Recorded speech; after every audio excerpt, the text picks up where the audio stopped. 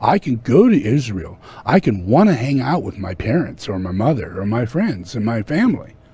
But if it's impure, I cannot.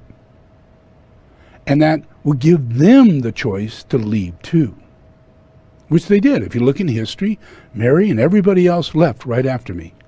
Yeah. And they followed on to India and they followed into other areas. They did not stay in Israel. They didn't die there.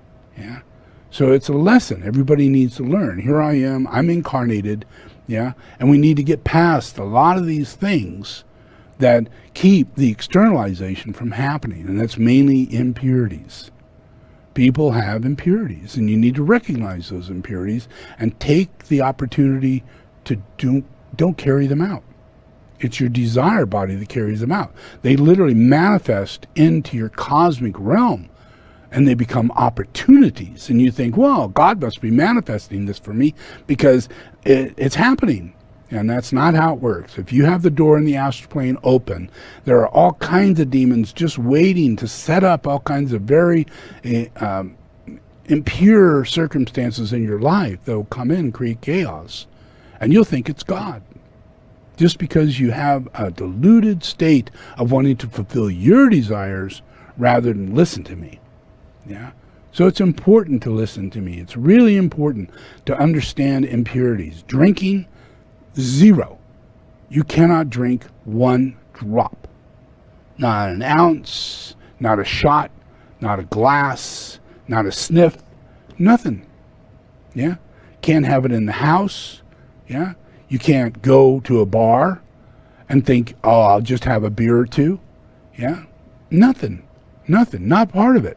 Yeah, and once you make these decisions, you'll raise people up. You just don't know that you're actually moving people into their impurities by cooperating with it, by tolerating it, and tempting yourself into thinking, oh, God's working it out. God's blessing me through this.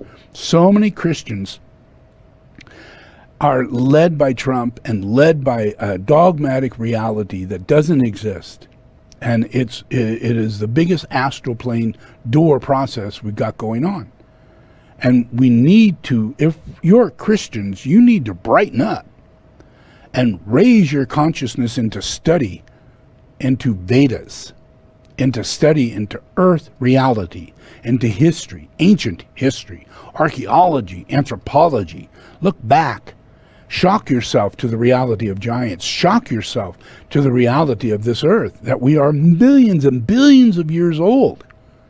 Shock yourself, yeah, so that you can come to realize and then allow me to be your teacher. Because all this stuff has to be known and understood, so we will end racism, we will end any dogma that we have going on, because if we can't link to the past and have it in our present body, we will always be disconnected to what we're supposed to do in the future. Our telepathy connects us to our past. That's how it works. We all have knowledge and ability. We built the temples. We did all the statues. We did all the most beautiful things on earth. We created this earth the way it is. Yeah? All the things we look at that we dig up and we go, how is that possible? You built it. You just got stupider. You got ignorant. You became witches and warlocks. Yeah? And you were cursed by that process. So now you need to just focus on the reality that Buddha was an incarnation, Krishna was an incarnation, Jesus was an incarnation, this present incarnation is an incarnation. Hundreds of incarnations have I had between all of those, yeah? Being very busy and establishing things that we will now come to know. The sciences, the technologies, the advancements, even the new forms of religion in Tibetan Buddhism. It's all founded by me.